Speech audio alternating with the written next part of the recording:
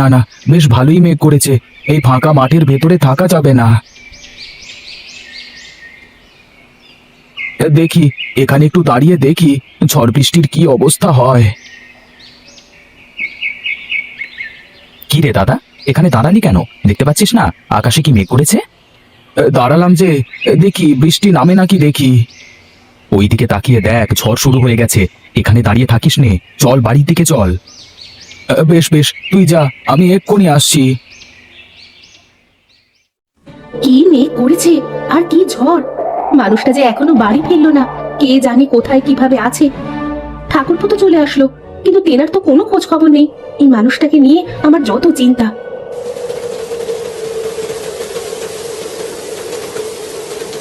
এই তোমার আসার সময় হলো। কি করব, দেখছো না কি মেঘ করেছে। আমিও তো সেই জন্যই বলছি, এই মেঘের মধ্যে কি কেউ মাঠে থাকে? যদি কোনো দুর্ঘটনা ঘটে যেত।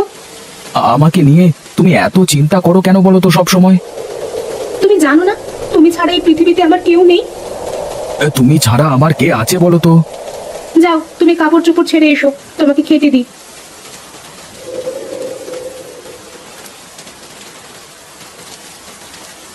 বাহ, খুব সুন্দর লাগছে তো তোমাকে। ধন্যবাদ। সত্যি করে বলো তো, আমাকে কেমন লাগছে? সুন্দর লাগছে, কিন্তু এখন এই অসময়ে তোমার এত সাজুগুজু করতে হচ্ছে কেন? কি করবো বলো, বাইরে তো ঝড় বৃষ্টি হচ্ছে, আমি কি করবো তাহলে? আচ্ছা, তোমার কি এই সাজগোজ বাদে আর কিছু আসে না? দেখো, তুমি আবার এসব নিয়ে কথা বলবে না। বিয়ের সময় তুমি জানতে না যে আমি কাজ কাম করতে পারি না? হ্যাঁ, সেই তো আমার কপাল। আগে কি আর জানতাম যে তুমি কখনো ভালো হবে না? কি কি বললে তুমি? আমি ভালো না, আমি খারাপ? এই তো, এই একটা কাজই তো পারো, কিছু বলতে না বলতে এই চোখ দিয়ে পানি ফেলতে। দূর, ভালো লাগে না কিছুই। আরে গণেশ যে, কি খবর তোর? এদিকে আয় একটু। আমাকে ডাকছো দাদা? হ্যাঁ রে, তোকে ডাকছি, একবার আয় তো এইদিকে, শুনে যা। বলো দাদা, কি বলবে? আমার আবার হাতে সময় কম। কেন রে, এখন আবার কোথায় যাবি তুই? বাড়িতে সার রেখে এসেছি, জমিতে দিতে হবে গিয়ে। আমি বলি কি, শুধু এত কষ্ট না করে আমার কাছ থেকে সার বীজ নে, দেখবি ভালো ফলন পাবি। আমার অত দরকার নেই দাদা, তুমি যাদের কাছে বিক্রি করছো তাদের কাছেই করো। আমি আমার জমিতে এই বীজ দিতে পারবো না।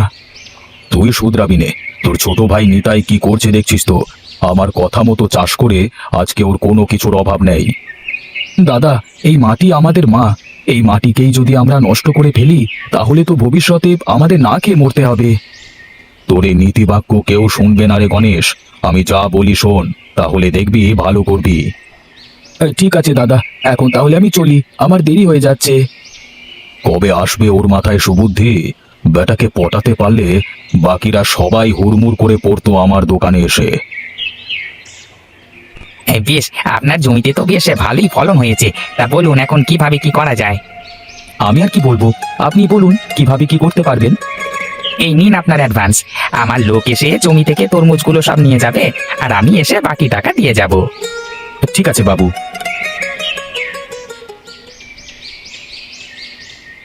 বাবু, আগে আমি বলছিলাম যে আমার জমির ফলগুলো নেন না। আমি কোনো সার ওষুধ দিই না, জৈব সার দিয়ে এই ফসল ফলিয়েছি। দেখুন গণেশ বাবু, আমরা তো আর দেখে শুনে ওরকম জিনিস কিনতে পারি না। আর তাছাড়া খরিদ্দাররা যা পছন্দ করে আমাকে তো তাই নিতে হবে, তাই না? তবে বাবু, আমার জমির ফসল নিলে আপনার ভালো হতো। যাও যাও, তুমি আমাকে ভালো মন্দ শেখাতে এসো না, যাও।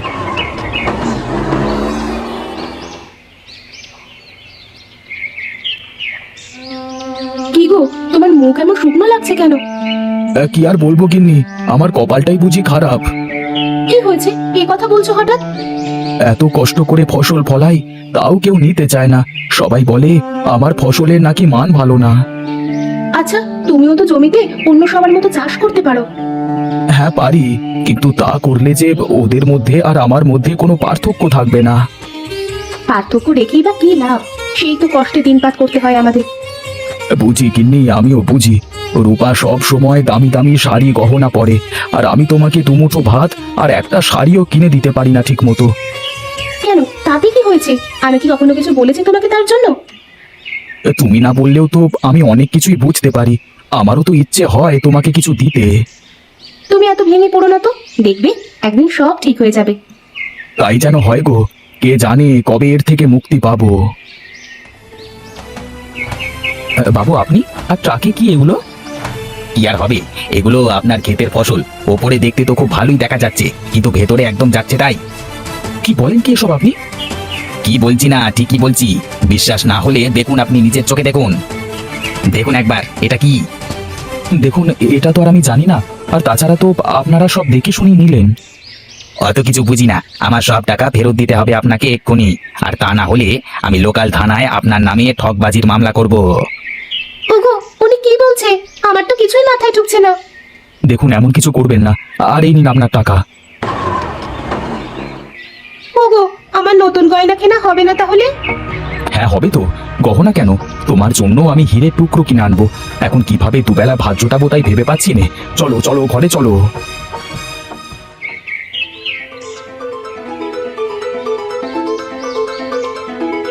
আরে শহুরে বাবু যে, তা হঠাৎ কি মনে করে আমার এখানে?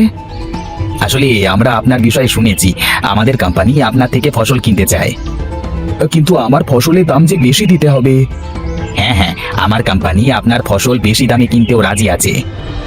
কিন্তু কেন হঠাৎ সিদ্ধান্ত বদলে গেল আপনার? আসলে ওইসব ফসলে প্রচুর পরিমাণে সার ওষুধ দেওয়া, যার জন্য ওইসব ফসল মানব দেহের জন্য ক্ষতিকর। কিন্তু আমি যে জৈব সার ব্যবহার করে চাষ করি, তা আপনি জানেন কি করে? গায়ের সব মানুষ তো আপনাকে নিয়েই কথা বলছে। সবার জমিতে আর ঠিক আগের মতো ফসল হয় না। আমি সব জমির মাটি পরীক্ষা করে দেখেছি। আমি জানতাম একদিন না একদিন সবাই এরকম একটা পরিস্থিতির মধ্যে পড়বে। এই টাকাগুলো অ্যাডভান্স রাখুন, আর এই কাগজে একটা টিপসই দেন, আগামী 5 বছর আপনার জমির সব ফসল আমাদের কোম্পানি নেবে। ওগো, আমার যে আর সহ্য হচ্ছে না। সকাল থেকে না খেয়ে আছি, ঘরে যে কোনো দানা পানি কিছুই নেই। আমি কি করব গিন্নি, আমার যে কিছুই করবার নেই। জমিতে এখন আর কিছুই ফলবে না। এখন তাহলে আমাদের কি হবে? আমরা কিভাবে বাঁচবো? দাদা তুমি, বৌদি তো তোমরা? হ্যাঁ ঠাকুরপো, আমরা। আর যদি তুমি তোমার দাদার কথা শুনতে, তাহলে হয়তো এই দিন দেখতে হতো না। আমাকে তুমি মাফ করে দাও দাদা। পাগল ছেলে, শোন, মাটি হলো আমাদের মায়ের মতো, তাই তো মাটিতে সব বিষাক্ত পদার্থ দিলে মাটি নষ্ট হয়ে যায়, যার ফলে একসময় মাটি ফসল দেওয়ার ক্ষমতা হারিয়ে ফেলে। এখন থেকে আমি তোমার কথা মতো চলবো দাদা। দরকার নেই আমার বেশি টাকা পয়সার, দরকার নেই আমার এত সুখের। সুখের জন্য টাকা পয়সা লাগে না রে পাগল, মনের সুখই যে আসল সুখ। এই যে দেখছিস না, তোর বৌদি আমার সাথে না খেয়ে থেকেও কেমন সুখী। আমাকে তুমি ক্ষমা করো বৌদি, আমি না জেনে না বুঝে তোমার সাথে অনেক সময় খারাপ ব্যবহার করেছি। আমি কিছু মনে করিনি। আর তুই তো আমার বোনের মতো, আমার তো বোন নেই, থাকলে হয়তো তোর মতোই হতো। তুমি আমাকে বোন বললে দিদি? হ্যাঁ, এখন নে, এই খাবারগুলো খেয়ে নে। সবাই শুনুন, এখন থেকে আমরা আর কোনো সার কীটনাশক জমিতে দেব না, আর আমরা আমাদের মাটিকে নষ্ট করব না।